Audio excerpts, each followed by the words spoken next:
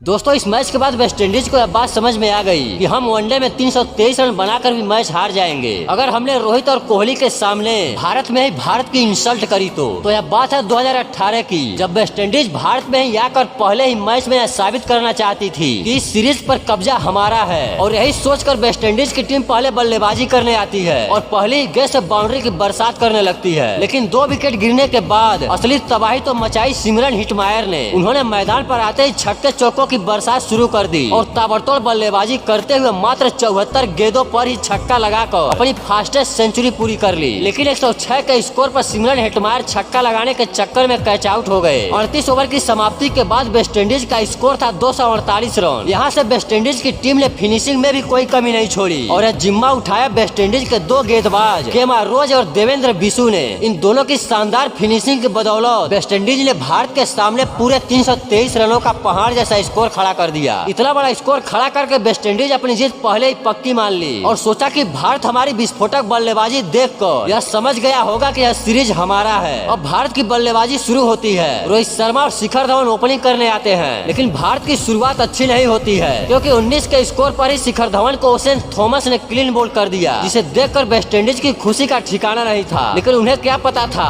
कि उनकी यह खुशी इस मैच की लास्ट खुशी बन जाएगी, क्योंकि अब मैदान पर आती है रोको की जोड़ी, जहां दोनों ही बल्लेबाज वेस्टइंडीज की नियत को पहले ही जान जाते हैं कि वेस्टइंडीज हमें यह सीरीज याद रखवाना चाहती है। फिर रोको की जोड़ी ने ऐसा कॉम्बिनेशन बनाया जो बहुत दिनों के बाद देखने को मिला, क्योंकि विराट कोहली आते ही रन रेट सही करने के लिए चौकों छक्कों की बरसात कर देते हैं, लेकिन रोहित शर्मा विकेट रोकने के लिए बहुत ही संभली हुई बल्लेबाजी करते हैं। और अब विराट कोहली शानदार बल्लेबाजी करते हुए मात्र 37 गेंदों पर ही अपनी हाफ सेंचुरी पूरी कर लेते हैं। लेकिन उसके बाद भी विराट कोहली रुकने का नाम नहीं ले रहे थे। विराट तो अपना काम बखूबी कर रहे थे और अब बारी थी रोहित शर्मा की, जो कि वो भी अपना हाथ खोलना शुरू कर देते हैं। फिर देखते ही देखते हिटमैन 51 गेंदों पर अपनी 50 पूरी कर लेते हैं। उसके बाद 50 पूरी करने के बाद अब दोनों ही बल्लेबाज और भी विस्फोटक अंदाज में बल्लेबाजी करने लगते हैं। विराट कोहली मात्र 88 गेंदों पर ही चौका लगाकर अपनी सेंचुरी कंप्लीट कर लेते हैं और दूसरी तरफ रोहित शर्मा तो अब चौके कम और छक्के ज्यादा लगा रहे थे और इसी तरह विस्फोटक अंदाज में बल्लेबाजी करते हुए वो भी मात्र 88 गेंदों पर ही चौका लगाकर अपनी सेंचुरी कंप्लीट कर लेते हैं। वेस्टइंडीज के लिए शिखर धवन का वह विकेट लेना ही उनके लिए आखिरी खुशी बन गई, क्योंकि रोहित शर्मा और विराट कोहली 2 ही बल्लेबाजों ने मिलकर 246 रनों की बड़ी पार्टनरशिप करते हुए 47 गेंद शेष रहते यह मैच जीत कर वेस्टइंडीज को बता दिए कि तुम 322 रन बनाकर भी जीत मानोगे तो हम 400 भी बना देंगे और यह सीरीज तुम्हारा नहीं बल्कि हमारा है। सच में रोको के लिए 1 लाइक तो बनता है।